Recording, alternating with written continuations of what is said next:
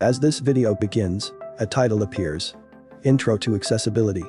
The audio description in this video is spoken by Kevin, a computer-generated voice.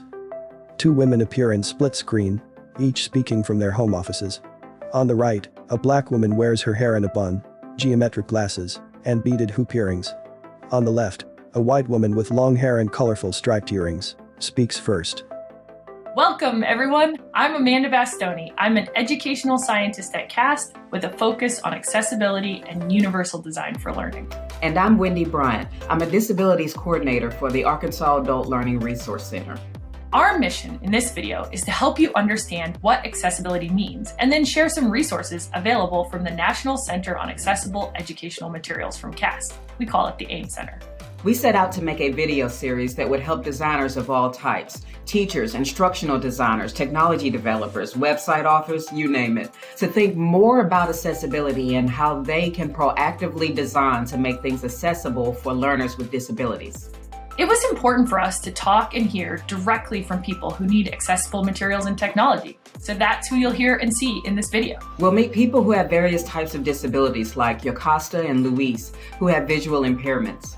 We'll also hear from Louis, a young man with autism, and Jessica, a young woman with cerebral palsy. Exactly, and folks like Wendy, a professor at Rochester Institute of Technology, who is deaf. So first things first, Wendy, what is accessibility anyway? Text reads, "What is accessibility?" A woman in a white tank top with long dark hair speaks from her home. Accessibility, I'm about to blow you guys' minds. Accessibility is the ability to have access to something. So it just means being able to use the things that everybody else can use. Now, Simon Hooper, Pennsylvania State University, Professor of Education.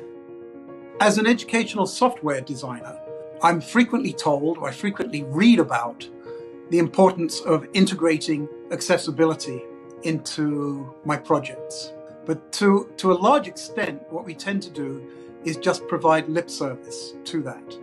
It wasn't until I realized how a piece of software is used by someone with a disability that I really appreciated how important it is to focus on accessibility. A student types. A person plays a video game, and another uses her phone. Now, Unajada, podcast host and executive producer, Boston, MA. I wish that everybody could live a day like living with things not being accessible to them. I think it would be like a great education for everybody. But as a blind person, you just encounter things all the time that are just not able to be accessed by you just because of something that you have no control over. A person crosses an outdoor space using a white cane. Now, John Strickland, West Virginia School for the Blind, teacher of the visually impaired. Imagine, utilizing your phone or your device and not being able to see what's on it, or being able to see an array of colors or a few contours or a few lines. Imagine if you were in a room and you were very far back and you couldn't see the screen. Everybody else who was near the front could see the screen, but you couldn't. I think it's important to put yourself in our shoes to consider, what if the text is too small? What if there are no auditory cues? What if this could be something that causes eye fatigue? New York City student, Ilyana Maya. I think it's a nice feeling when you're able to find something that makes you feel included. I think that's the overall thing. It's just a very exciting, relieving feeling when you find something and you realize this works for me. Whether it's a game or music software or just a book reader app or something mobility related. Text appears. The definition. Next, back to Amanda and Wendy.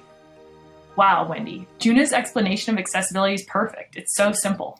I agree, but there is a more formal definition of accessibility that might be important for our viewers to know about. Absolutely. Luis, can you help us out? Luis Perez, National AEM Center, CAST, Technical Assistance Specialist. We have an official definition of accessibility that comes from the Office for Civil Rights at the U.S. Department of Education. And the definition is this: accessibility is when a person with a disability can do three things. They can acquire the same information, they can engage in the same interactions, and they can enjoy the same services as a person who does not have a disability. And there's some qualifiers. The person with a disability needs to be able to do those three things in an equally integrated and equally effective manner and with substantially equivalent ease of use. And substantially equivalent ease of use means that they're able to acquire the same information at the same time as their peers who do not have a disability, and to be able to engage in those same interactions in an independent way, in a way that empowers them so that they feel that they can accomplish their goals in all areas of life, whether it's learning, employment, or just general enjoyment of their lives. Amanda and Wendy. Okay, I know that might seem like a lot of information. Yeah, it does, Wendy. I guess I'd just say the summary is basically this. In order for learners with disabilities to have equal educational and employment opportunities, what we need is for materials and technologies to work for them just as well as they work for everybody else. Right. So let's hear from some folks about how we can start putting this definition to work. Text to peers. It's about changing the environment. Luis. One of the sayings in the world of universal design for learning is that the barriers are in the environment, not in the individual. And as a designer, that's really empowering because it means if the barriers in the environment, you can change the environment. You can redesign it. You can make it better. Sam Johnston, Director of Post-Secondary and Workforce Development, CAST. Right away, when you start to take on accessibility practices, it lets you answer some of those issues of here's a barrier I can lower, right? I can make sure that I have put Alexa or Google Home in the office so that people can command the lights to turn off. I can make sure that I've thought about putting captioning on all the training videos so that I can hire someone who has a hearing impairment and I don't have to go and single them out and give them something separate or training at a different time. They're part of the company just like everybody else. LaShondra Lewis, South Plantation High School Education Interpreter. Definitely consider the environment, the learning environment for deaf people. You might have noticed, but we tend to sit in a kind of circular pattern so that everybody can see everyone to give access to signed language. Also, lighting is important because if I'm sitting and there's a window behind me and the light's coming in and people are trying to see my hands with the glare and I'm in the shadows, like it doesn't work. The woman types on a laptop. Lynn McCormack, Senior Technologist, CAST.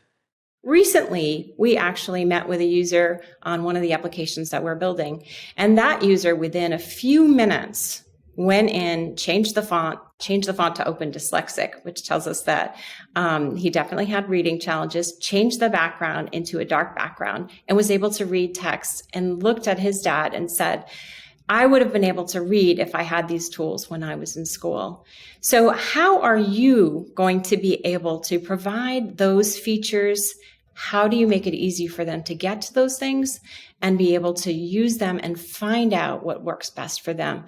Just those few tweaks can make the difference in somebody being able to read something and somebody not being able to read something. Text appears. You have the power to make an impact. A person crosses a long bridge using an electric wheelchair. Now, Jessica Fiasconaro, Eastern Nazarene College graduate.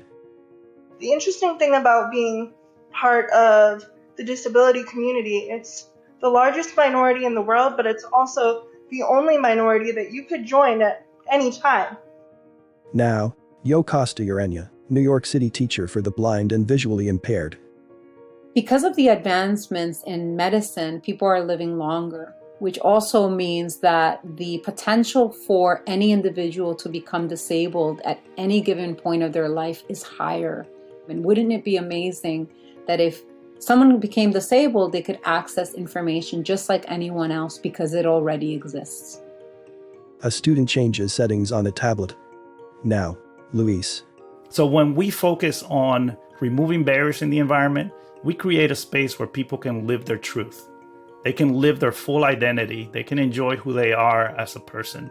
And so as a designer, you have the power to do that. You have the power to create inclusive spaces, to create spaces where you're allowing people to live their own truth on their own terms. Text appears. Find out more at aim.cast.org. Logos. CAST. National Center on Accessible Educational Materials. Galdo's Pictures. And Bridge Multimedia. Empowering Accessibility. Ideas that work. U.S. Office of Special Education Programs. Disclaimer. The contents of this video were developed under a cooperative agreement with the U.S. Department of Education. Grant number H327Z190004. However, those contents do not necessarily represent the policy of the U.S. Department of Education, and you should not assume endorsement by the federal government. Project Officer Rebecca Sheffield, Ph.D.